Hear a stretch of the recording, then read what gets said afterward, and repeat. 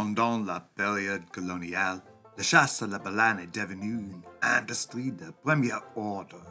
Beaucoup de familles ici sur le Cap sont des descendantes de familles de la Nouvelle-Angleterre. Ils ont migré vers le sud pour suivre les baleines. Mais la chasse à la baleine ne dura pas, et le siècle suivant verrait la croissance d'une nouvelle industrie, le tourisme.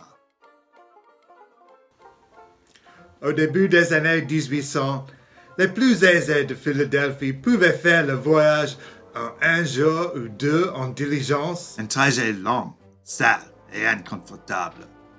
D'autres ont descendu le fleuve Delaware dans la baie du Delaware.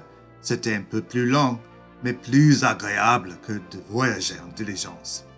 Ils voyageaient près de la côte du New Jersey en descendant la baie pour finalement atteindre Cape May et ancrer le bateau.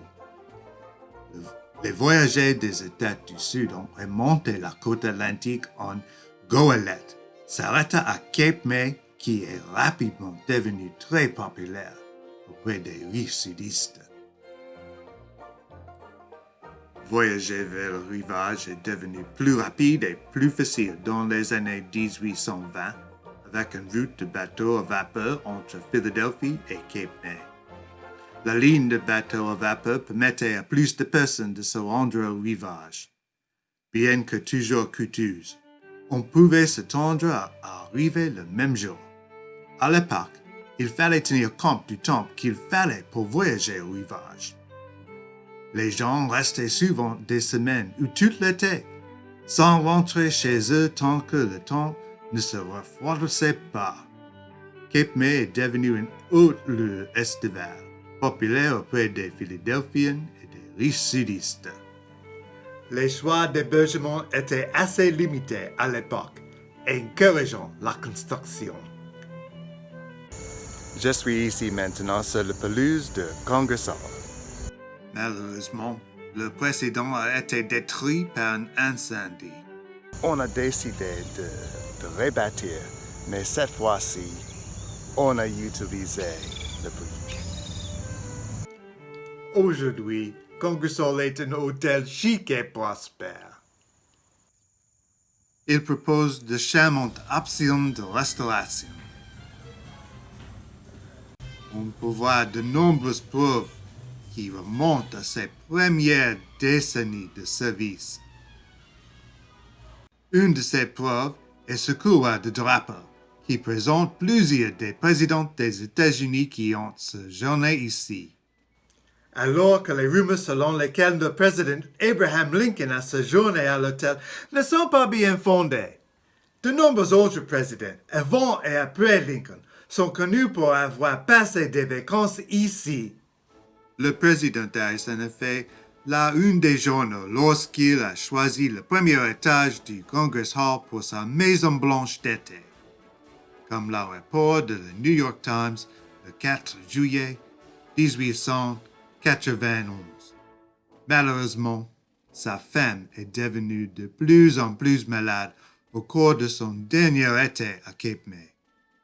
Elle est décédée un an plus tard de la tuberculose. Le Congress Hall a été construit pour la première fois en 1816 comme une longue pension en bois, sans peintre ni plâtre. La demande d'hébergement sur le rivage était forte à ses débuts et l'endroit se remplit rapidement. Il a été augmenté et amélioré tant de fois qu'en 1870, cet immense complexe hôtelier de luxe avait presque complètement remplacé le bâtiment original. Malheureusement, 8 ans plus tard, tout a brûlé dans le grand incendie de 1878.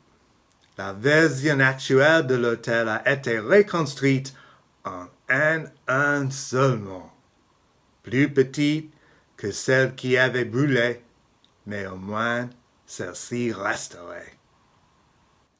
Le tourisme a vraiment prospéré le long de la côte de New Jersey avec l'arrivée du chemin de fer. Alors qu'Atlantic City a reçu le premier avantage avec la connexion à la région de Camden, Philadelphie, en 1854. Il a fallu près d'une autre décennie pour que Cape May soit relié par chemin de fer. Des tarifs de train raisonnables et des temps de trajet plus courts ont permis aux gens ordinaires de profiter de vacances à la plage et de retourner chez eux et à leur travail. Ce qui a finalement fait la plage une destination pour tout le monde. Peu de temps après l'arrivée du chemin de fer, la ville a subi 2 incendies dévastateurs. En août 1869, un incendie détruisit le bureau de poste et au moins 35 autres bâtiments. Mais ensuite, en 1878, un incendie de 5 jours a détruit 30 pâtés de maisons du centre-ville.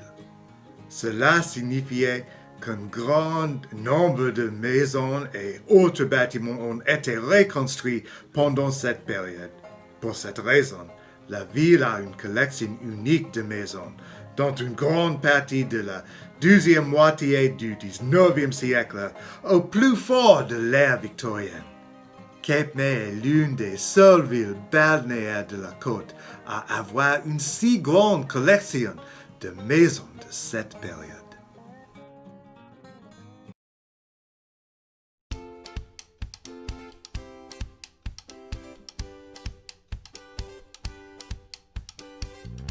Si vous souhaitez améliorer votre anglais, vous pouvez voir le même contenu en anglais. Ou vous pouvez voir la prochaine vidéo de la série.